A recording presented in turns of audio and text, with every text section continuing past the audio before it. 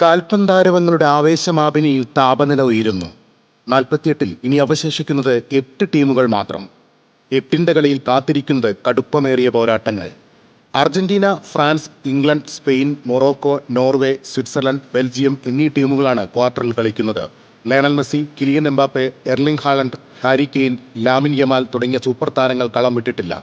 Cristiano റൊണാൾഡോയും നെയ്മറും നിരാശയോടെ മടങ്ങി.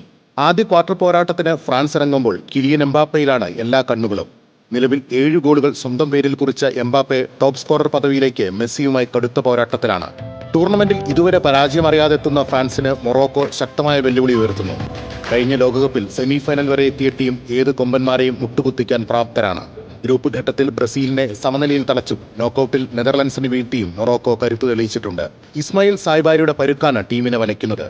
എന്തായാലും പുതുതന്ത്രങ്ങളുമായി ഇരു ടീമുകളും കളം നിറയുമ്പോൾ ടോട്ടൽ ഫുട്ബോളിന്റെ മനോഹരമായ നിമിഷങ്ങൾ കാത്തിരിക്കുകയാണ് ആരാധകർ. Sports desk, TCV.